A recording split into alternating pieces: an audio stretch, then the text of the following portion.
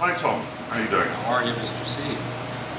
Just had a successful week at Panama Big Game Fishing Club.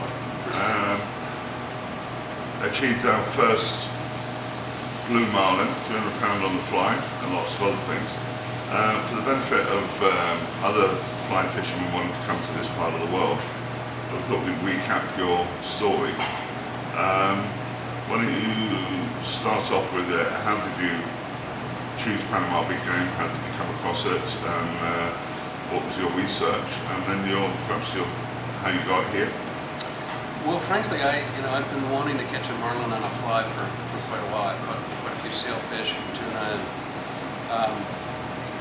there aren't that many places in the world where you can reliably find concentrations of marlin and boats and skippers that have the skills that can not only put you on the fish, but do the necessary bait and switch, the proper teasers, and so on.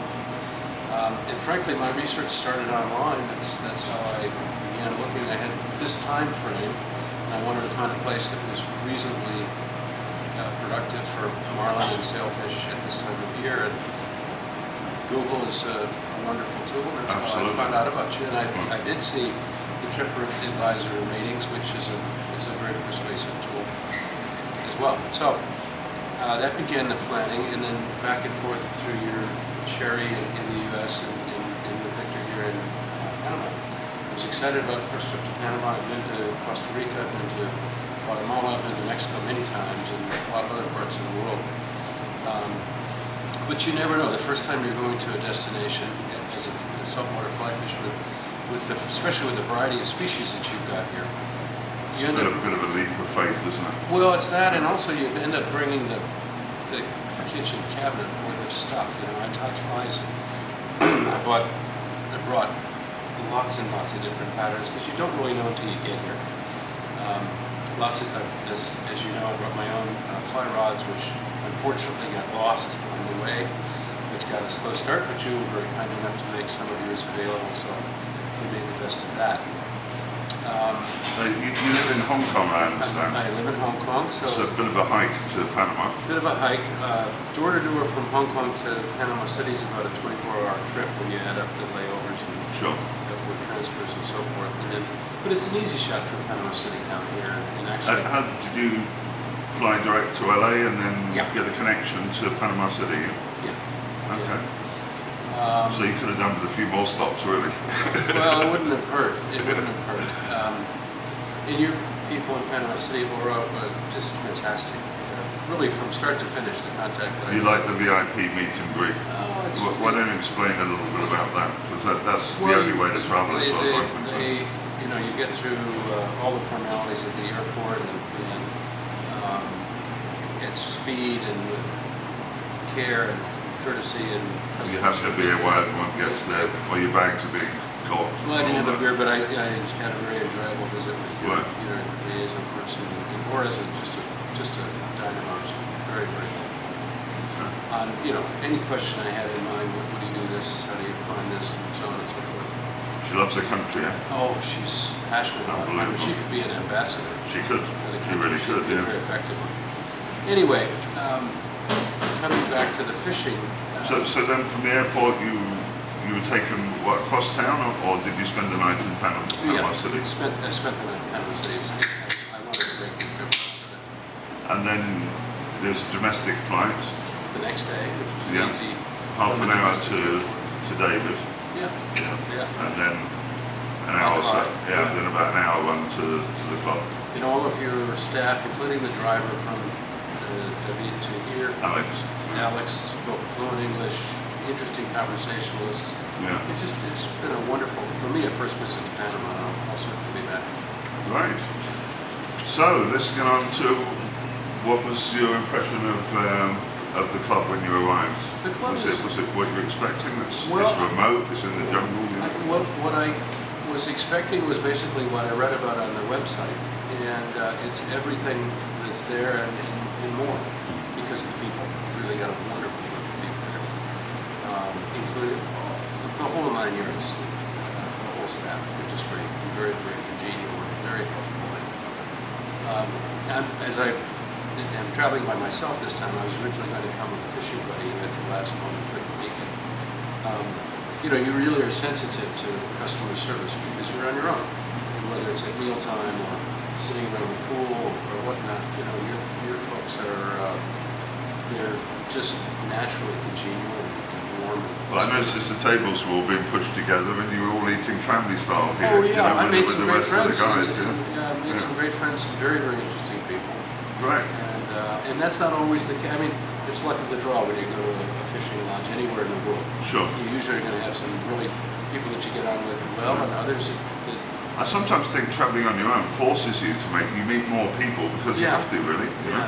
Yeah. Okay, now, I guess what the people really want to know is about the boats, the gear, the crews, and most importantly, the fishing, you know, in Jurassic Park. Your crews, I mean, Tati, the captain, and Montusa, that make absolutely first class. Hollywood, as we call them here. You call them Hollywood, I call them Montusa. But absolutely first class, and I've fished on a lot of boats in a lot of parts of the world. And not only first class in terms of competence and skills, but in terms of getting out of the fish and just keeping at it, trying different things. If something's not working, they don't stop trying. Well, when I came to 2.5 years ago to buy this place, the thing that struck me the most was I'd never seen harder working crews. And I know great skippers and mates all around the world, but I can't bring them here because I can't get the work permits. So had that not been first rate, and bear in mind I live in Dubai, nearly as far as where you live, this couldn't have been possible. Yeah. But when I saw the location and I saw the skill level and how much, I mean, these guys on their day off go fishing. Yeah. You know, in the evening when they finish their work, they fish off the dock with us. Yeah. They're fishing nuts. Yeah. That gave me the confidence to take the plunge. Yeah. Well, that comes through loud and clear. And then you've got, as you mentioned, you know, your location here. You've got all kinds of outstanding inshore fishing nearby. You've got, including mangroves, which I fished this morning, and then offshores. You know, it's a very straight shot. We had Monster Island and Hannibal Bank. You know, Or Isla Montusa, as it's right. what we call it Monster Island. Tuna everywhere, easy to make bait, and then you've got a tremendous concentration of really big fish. The catch this week was, you know, everybody was catching big marlin, big tuna, sails. We had a couple of grand slams as well. Yeah. Quite amazing. Quite amazing. Okay, let's get down to the exciting bit. I think you started off with a Dorado or two. Yeah. When you hit this. Before my fly rods got. Yeah, before your fly rods got here. Right. And then on the fly, when your fly rods came, you got into your big blue. Right. Let's hear about that. Well, First of all, what was your setup? my setup. And your strategy, how did you It's get it all together? very similar to fly fishing for sailfish in that you deploy 2 or 3 teasers. That varies by location. Here we used freshly caught bonita, 2 rigged as skip baits. Those were the long teasers. And then a short teaser was a 20-inch Marlin lure. Yeah, my custom ones. Beautiful, beautiful lures. Some of the times we put a belly bait on it, some of the times we Can I just put a little plug in here? They're made for me by one of the loveliest men you'll ever meet in your life, a guy called Capt, and he owns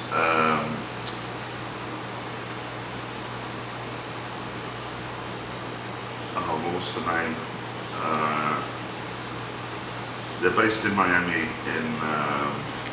in Florida. Coffee cigars. Huh? Think coffee cigars. No, the name of the lure manufacturer. Hang on. God, it's escaping. He's going to kill me.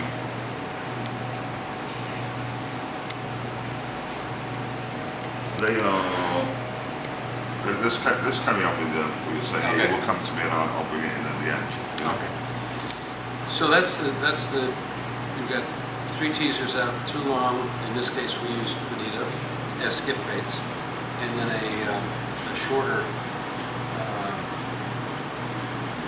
big marlin lure. And we tried different configurations and when we perfected it, because we've got one crew and one skipper and one fisherman, when you get a fish is coming in onto one of the teasers, you've got to get that fish, you've got to get that teaser in and keep the fish on it.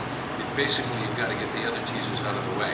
Otherwise, you're going to have Sure, tangles and things. well, not only that, but the fish is going to go back and forth, and you won't. The fly caster is positioned at the starboard stern corner. Right. You put enough line to cast into a bucket just to avoid doing line fandangos with Right. on your feet and the cleats and everything else. So that's in a bucket. You're ready to go. You've got the fly on the gunnel. And the bucket of safety as well. I mean, I've been trout fishing and got it tangled around my legs. Other than that with a marlin, you have to pull you overboard all the time.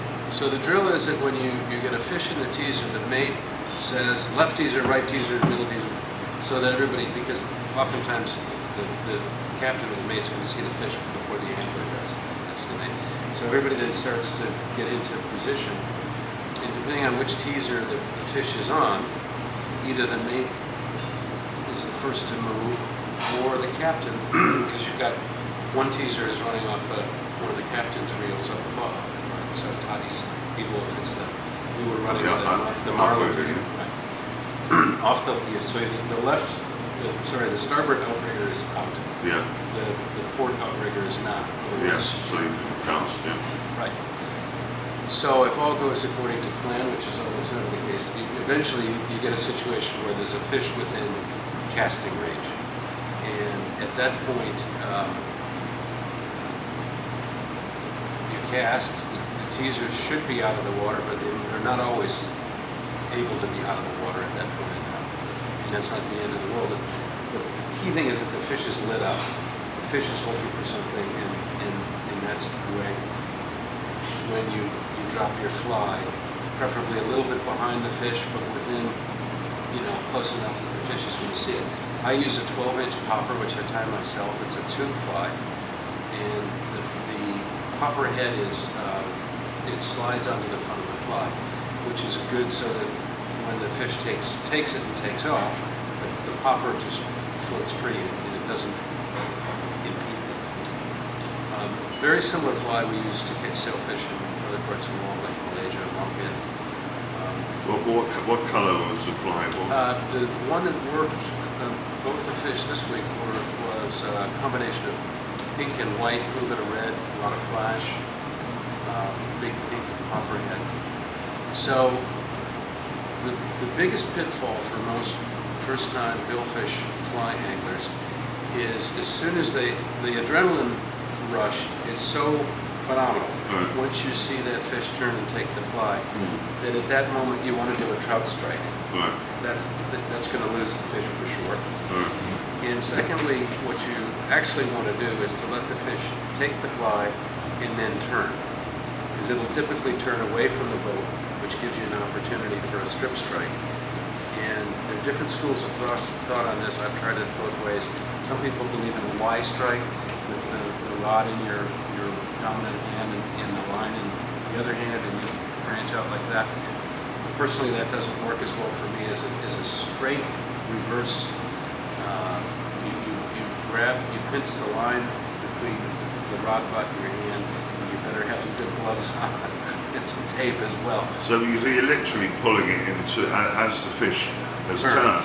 You're literally pulling the hook into the corner, the perfect spot in the corner of the mouth. Exactly. Yeah. Now, there's all kinds of different rigs, but I use a tandem hook. I typically use, these originally designed for sailfish, but what I used this time as well was a 100-pound tandem hook on mono. Some people rig it on wire, and that's definitely stronger. I don't like the action as well. Right. If the hooks are And what breaking strain line do you use? 100-pound mono. And would you go lower than that or not? Not on a mono. No. No, I wouldn't even try. I Okay. might go higher. You might go higher. Yeah, having seen what happened to what was left of them. And what about the backing? How much backing and 600 yards of hatch, which is a new, it's like a Spectrum, super fine backing, and a lot of it went screaming off the reel, as you can imagine, Right. during the fight. How do you control the reel and the overspinning or not getting burnt, or is it? You know, it's 'Cause it great must be- difficulty. In the it must beginning, be you just, going around there's, like yeah, there's, you know, some like a people use propeller, it. isn't it? I didn't use an anti-reverse reel. Some people prefer Right. that. A lot of purists don't like them. I used direct drive. I used an I-tan T150, which is a great reel. Right. So later on in the fight, you could do some palming of the reel, but in the early stages, you don't want to go anywhere near that. You just have to rely on the drag of the reel, and you can make some adjustments. Now, in the early stages, you're probably not going to do that because the risk of, you know, you're dealing basically with a 60-pound system. The backing is 60 pound. Most of the lines are 60 pound, and then it depends on what leader you use. So you don't have a lot of leeway to stop particularly a fish as powerful as a blue marlin. You just basically got to let it go, and then you're going to have to do some backing down to regain line at the beginning, and then. So when this fish was hooked, did it jump and head for the horizon, or?